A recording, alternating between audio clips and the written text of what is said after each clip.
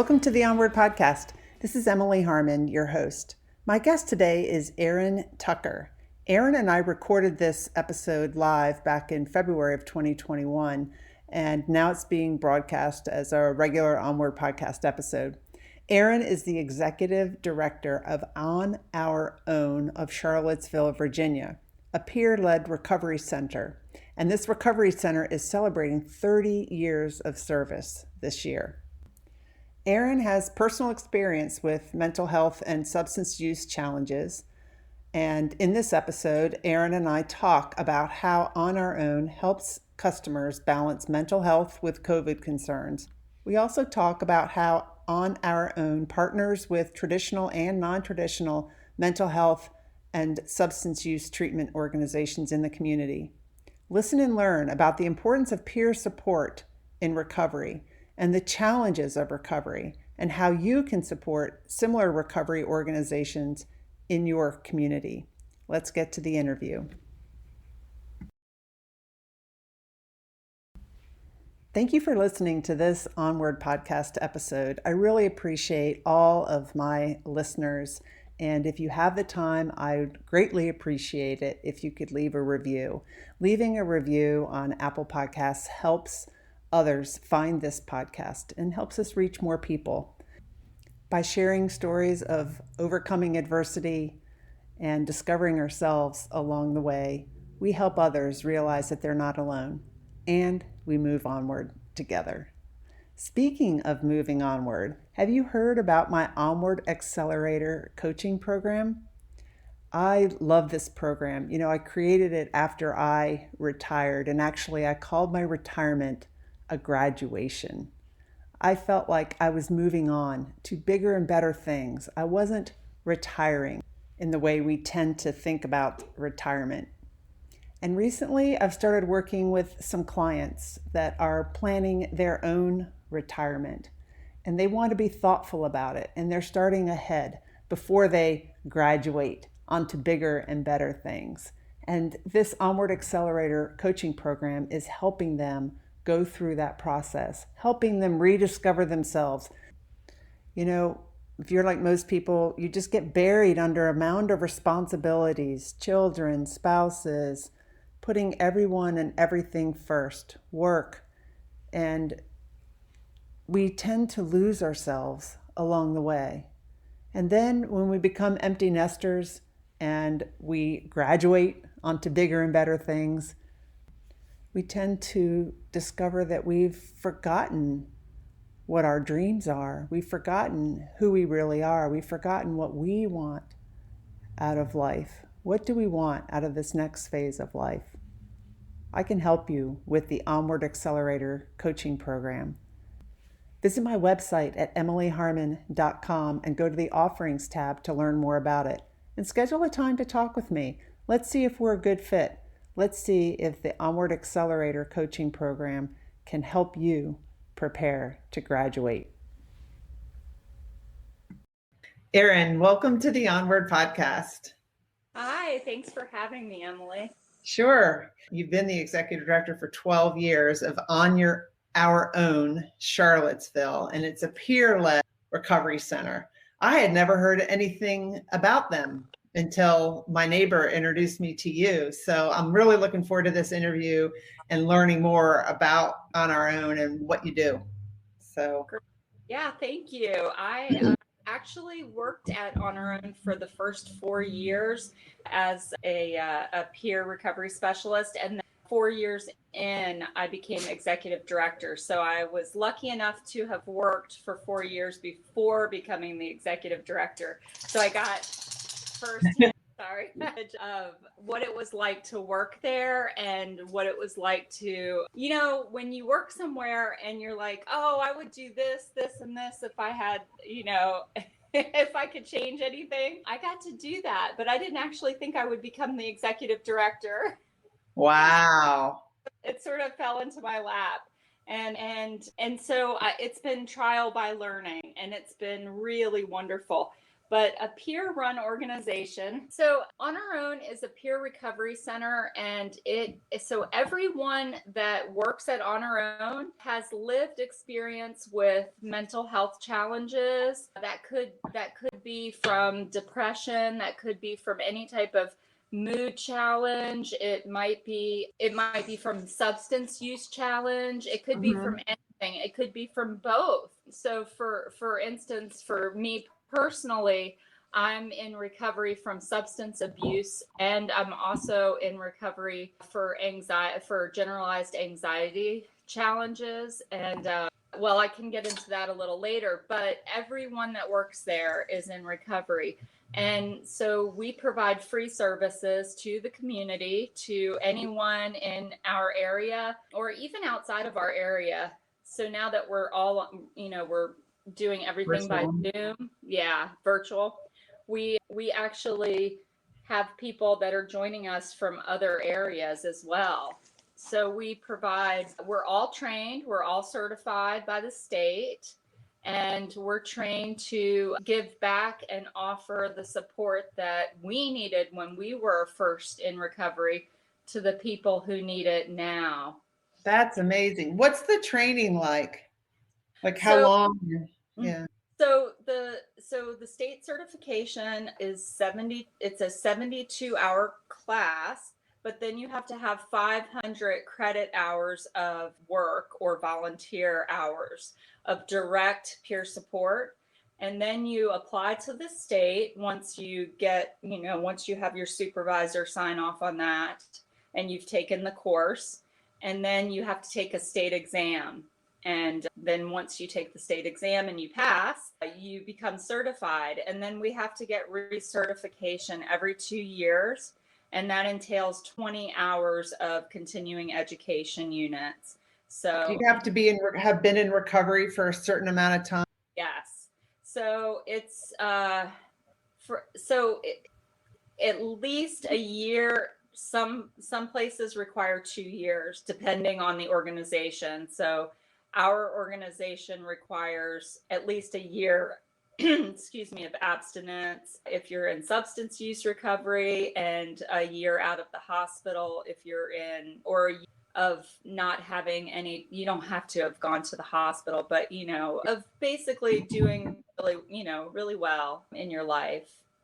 So are there these kinds of recovery services all in every state, like peer-led? Every state that I've heard of, they have peer-led organizations. There might be some states that are less populated that don't have them, but most states, that I know about or have been to, have peer-run services. Some states are far ahead of Virginia, and some states are just getting started. It's not streamlined. So up until about 5 years ago, you didn't have to have, there was no certification in the state of Virginia. So you didn't help other people. Wow. No, we didn't have a certification process. So people with lived experience were just helping other people. Sort of like in 12-step, people talk about sponsorship, they don't have any training necessarily, right? So It was similar to that, but we really wanted to become, because what we do is important, and it's evidence-based.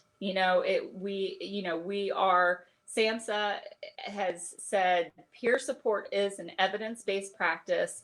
So how do we prove that? Well, we need to get certification to make sure that everyone in the state of Virginia is taking the same training, that we all know the same information, the same material. It's being updated constantly, of course.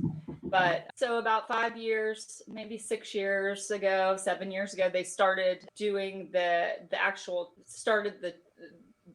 process of streamlining it. And so they asked 17 people in the state, and I was lucky to be one of those people, to give input on what the manual should comprise, what the training should comprise. And so for about 18 months, I would get chapters at a time, and I would edit it, send it back, And then finally, the Office of Recovery Support in Richmond at the Department of Behavioral Health and Developmental Services came up with the training. So why would somebody go to a peer-led organization versus like through their healthcare? And I mean, I don't know if you're covered by healthcare, and through your healthcare and through like a regular psychiatrist or psychologist or counselor. I'm just curious, like how do people make those decisions? Well, a couple things. We have really good partnerships with our traditional, we say traditional mental health providers in our area. We are non-traditional in that we don't exactly subscribe to the medical model, but I think that we are complementary to the services that, say, Region 10 or the Women's Initiative or private providers provide. So they would come to us for a couple reasons. One, they want somebody who they know has been through it, and we can offer an instant rapport with them. Two, we're free. Three, there's no waiting lists. We don't ask you for any insurance information, nothing like that. So they might choose to come to us because they had trust issues in the past, or they are afraid to go to a private provider, or they might come to us as a complement to their provider.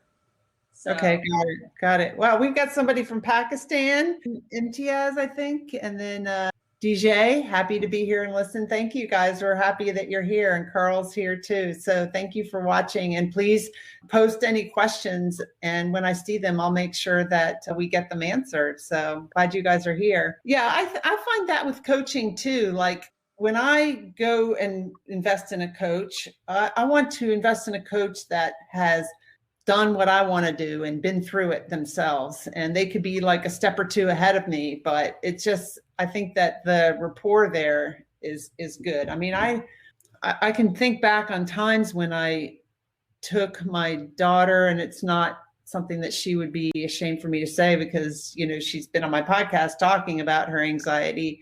I've taken her to counselors before, but if they haven't had anxiety, they don't get it. Yes. They know what they've read in the book, but they haven't had anxiety and they don't get it as much. Or if they haven't been through something that you've been through, they just don't quite get it as much. And then, or even somebody helping somebody recover from alcoholism. My son, I've said before, he's been on my podcast, he's 4.5 years sober. And, I think he does well working with people who have been through it as well and can help him out. So, yeah. Yeah, absolutely. Facebook user says, great work, Erin. I don't know if that's Deborah or who that is, because it's probably Deborah. Yeah, I agree with you there. I alluded earlier to having anxiety, and when I was about 10 years clean from addiction challenges, I had my son, and immediately after my son was born, I had heard of postpartum depression, but no one had told me about postpartum anxiety. I didn't know it even existed. Right. Yeah, I had no idea, but I started becoming so anxious that I was actually hearing things. I was obsessed with the fact that somebody was going to break in my house and steal my baby. I couldn't go shopping because I thought everyone was abusing children. It was like to the point, my anxiety was so bad that my ex-husband, who at the time was my husband, and still a wonderful father, by the way, just want to say that, he would get somebody to stay with me at night if he had to leave to go to a meeting or something, because my anxiety was so high. And we lived in Lake Monticello. Anxiety doesn't make sense. I talked about that with my daughter. That there's not, someone out there that's going to take your child. I mean, that at one level, but at another level, you don't. So I understand. It's in that episode, anyone who wants to go back and listen to it is with Chanel Williams and Anna Wilhelm. Anna is my daughter, and they were talking about, it's one of the earlier ones, probably from August of 2019. They were talking about what it's like to live with anxiety. And they're like, Anna said, if I could just take a break from my head, I would love to. And they were talking about how they know it's hard on friends and loved ones. to live with somebody with anxiety like that. It is, and it's hard to be there, and it's hard to, Yeah. definitely. My daughter also struggles with anxiety, and so I've been there many nights on the phone with her when she was just, she's like, Mom, I'm so scared, I can't breathe right now. So it's really challenging. Yes. Wonderful fathers, yes. Has the best dad, I swear. He's wonderful, wonderful guy. So yes, definitely. And he stays with me for 1 week and my ex for 1 week. So yeah, great dad. That's awesome. You're really fortunate. Very fortunate, and he's so supportive.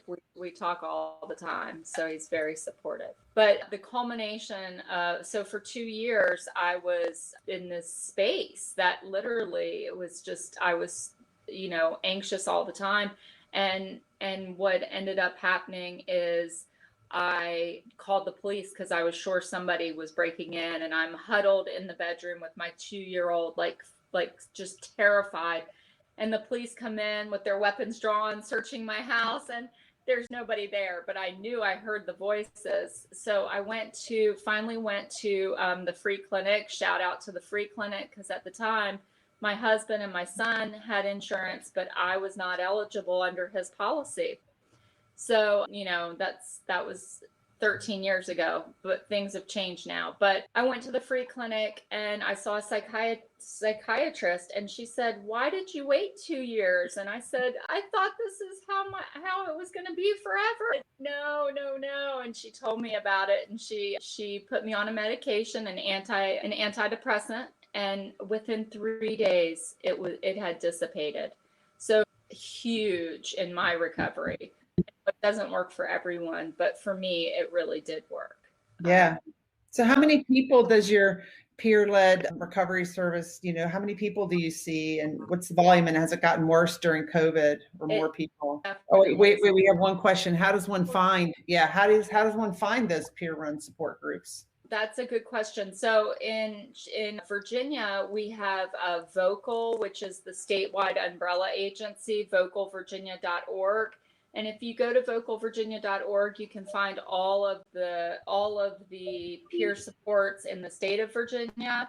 But if you go on Facebook to there's like the Peer Recovery Connection, I think you can find them in other states as well. So whatever state you're in, if you just write in Peer Recovery Center, PRO, or something like that, you should be able to find them state by state. So that's the vocalvirginia.org. That's right. Yeah. Okay. And so they're sort of our umbrella agency, and they help all of the peer runs with different things like board training and things like that. So, so how many people, you asked? On a daily basis, we are supporting 65 people, 65 members. And that means we call people every day. Ever since COVID, we have staff that are assigned to calling people every day. We have groups every day that people can join. Anyone can join as long as you're 18 or older. We also have our partnerships. And so altogether, we support about 150 people with our partnerships included. So that's a lot. Has it gotten more during COVID? More? It has. We've grown during COVID. When we started out, when COVID, we usually had 20 to 50 people in every day when we had our house opened. But when we went to virtual, we've gone, up to, like I said, we're supporting 65, sometimes more, depending on, what people need. Sometimes they just need to connect with people and just make, just say, "Hey, I'm having a hard time." I agree, DJ. Break the stigma, don't judge. Yep, mental health matters. I agree with all of that. Mental health awareness. I mean, it's like, actually, I'll be honest. I'll say, because on the last episode that I did, I said something like, since I retired, I went off my depression medicine. But then the other day, I just thought, I just feel like I need it. And I mentioned it. I don't know if my mom's watching, but I mentioned it to my mom, and she's like, "You don't need it." And I just thought to myself, if I had a friggin' head wound, was gushing blood, nobody would say you don't need a Band-Aid. So you can't see the mental health stuff. And that's why I think people judge. And I'm not blaming her. I'm just saying, she's, she was trying to be helpful. She probably didn't want to think that her daughter needs something. But it's like, you can't look at somebody and tell, and if you need it, you need it. That's right. That's right. Absolutely.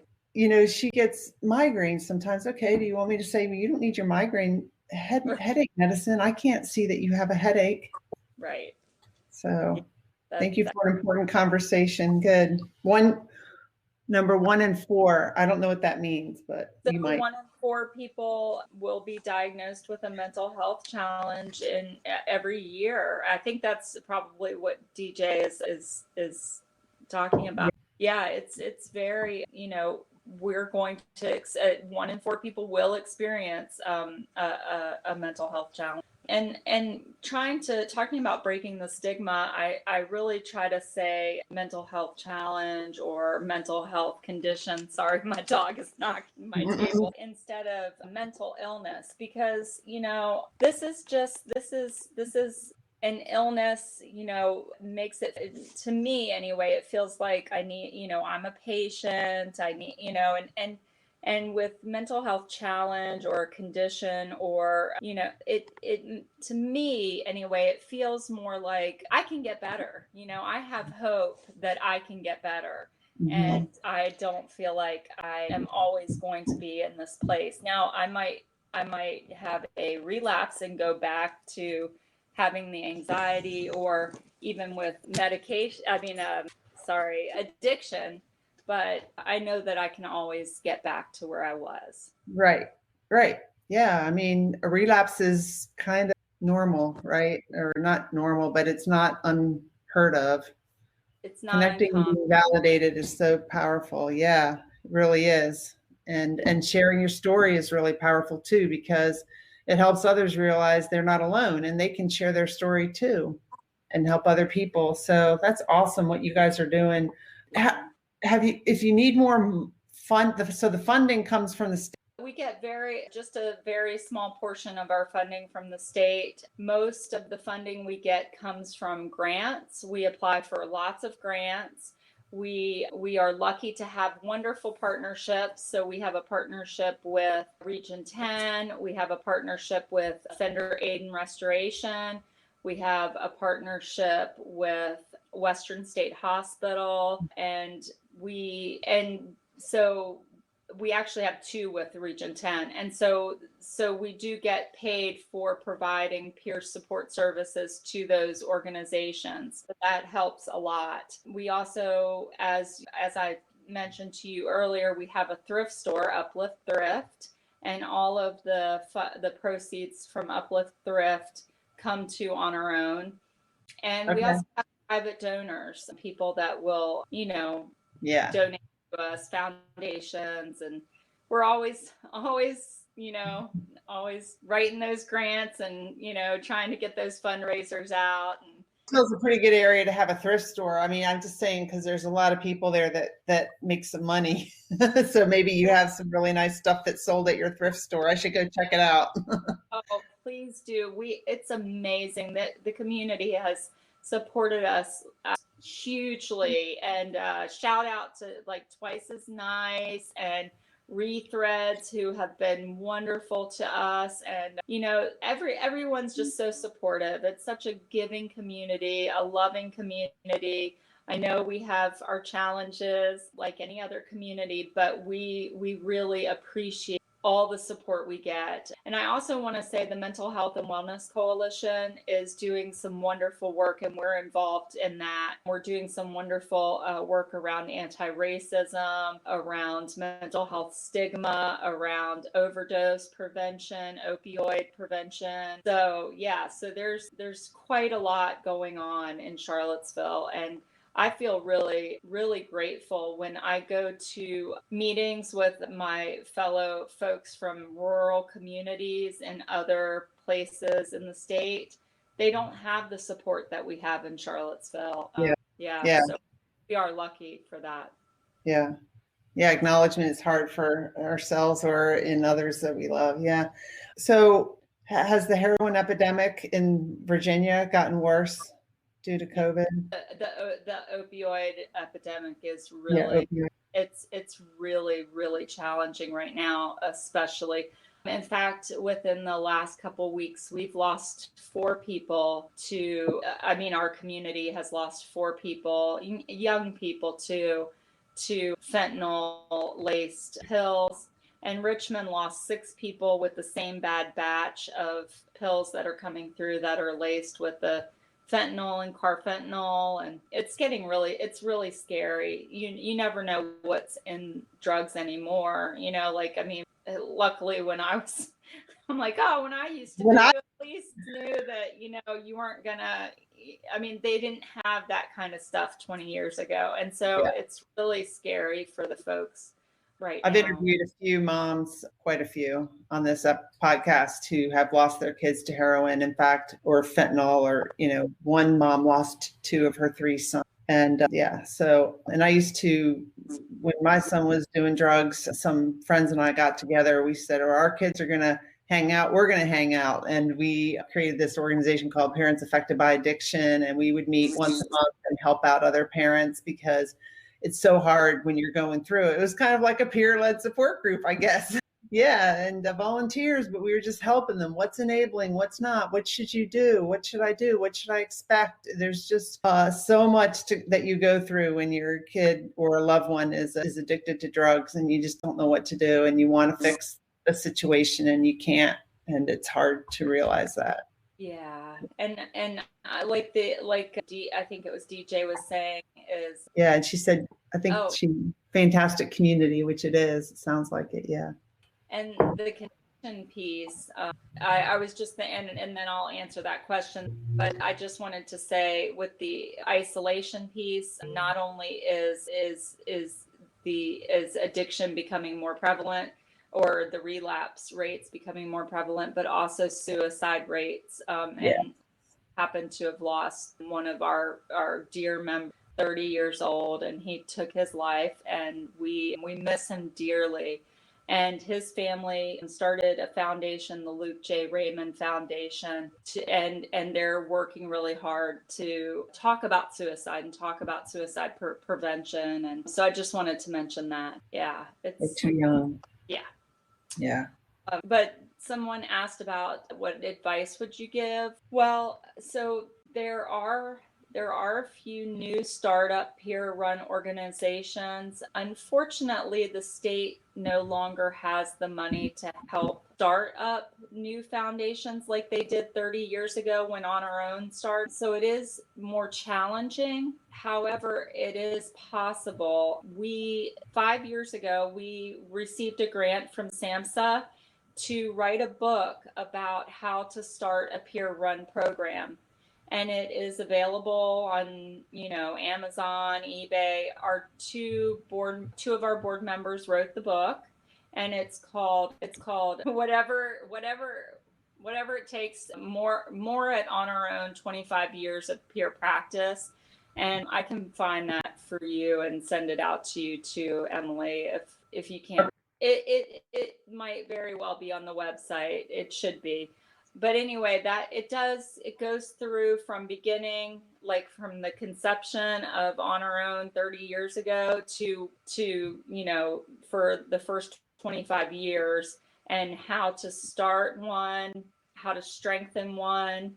And it has like our bylaws, it has our guidelines, it has everything. And it's a really great book if somebody is interested in starting a peer-run organization. The funding is challenging. I'm hoping that the mental health block grants will get larger. It changes from administration to administration, so it's possible that we get more money slated for mental health. I just don't know yet. It's on the website, like wellness, recovery, peer support, goals group, anger management, assertiveness, anxiety, smart recovery, so many ones, mindfulness, meditation, feeling good from the inside out. And then you've got like recovery through art, through music, and writing group. It sounds like an awesome place.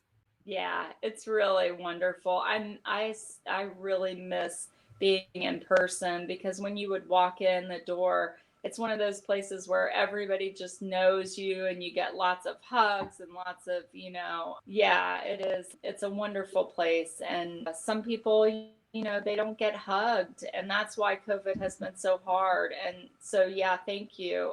It has been really challenging to lose people and not to be able to come together to mourn. But that's the other hard thing is, and I know that you all have talked about that as well, but not being able to grieve together. And we get together and do Zoom meetings, but it's not quite the same. I get my hugs from my dog, and that's about it. And if I didn't have a dog, it would be really hard.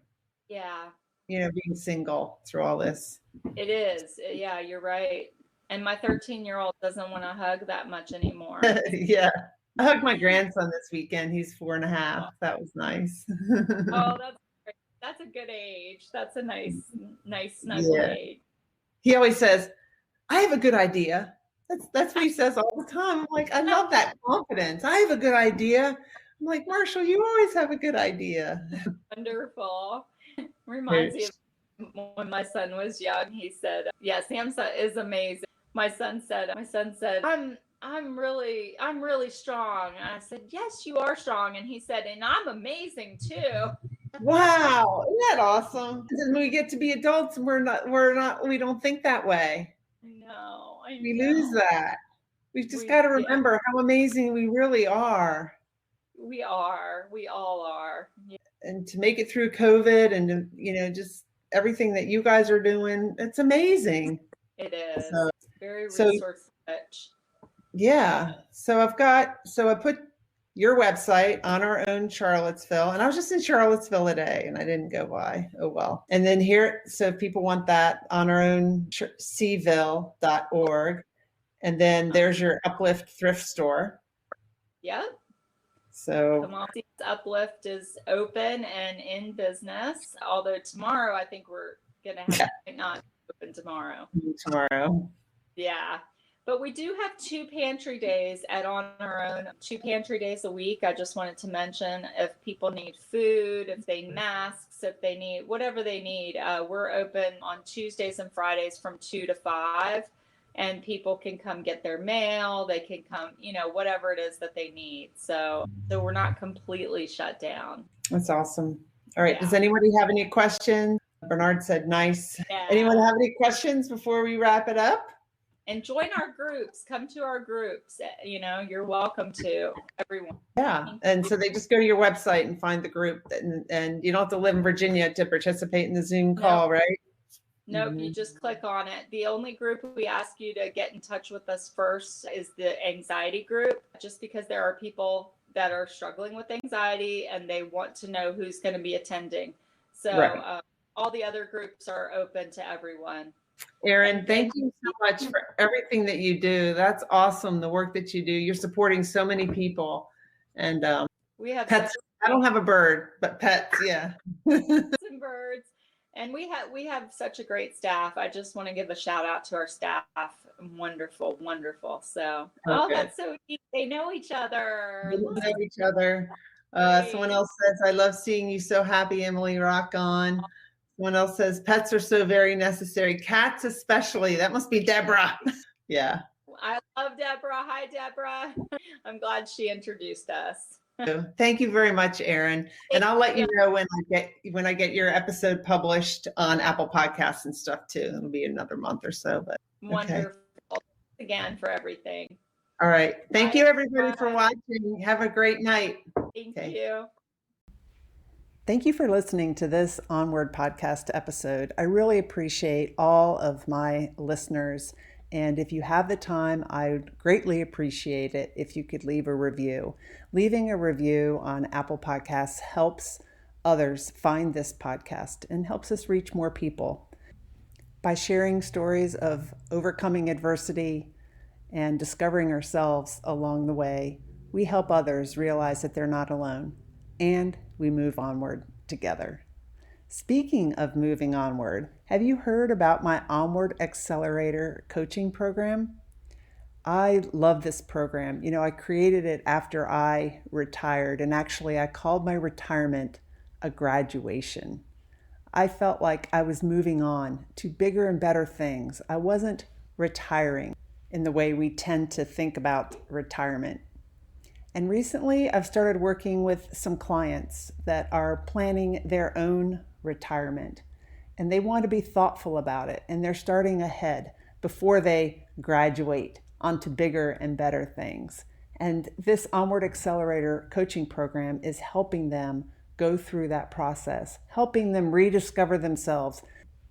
You know, if you're like most people, you just get buried under a mound of responsibilities, children, spouses, putting everyone and everything first, work, and we tend to lose ourselves along the way. And then when we become empty nesters and we graduate onto bigger and better things, we tend to discover that we've forgotten what our dreams are. We've forgotten who we really are. We've forgotten what we want out of life. What do we want out of this next phase of life? I can help you with the Onward Accelerator coaching program. Visit my website at emilyharmon.com and go to the offerings tab to learn more about it. And schedule a time to talk with me. Let's see if we're a good fit. Let's see if the Onward Accelerator coaching program can help you prepare to graduate.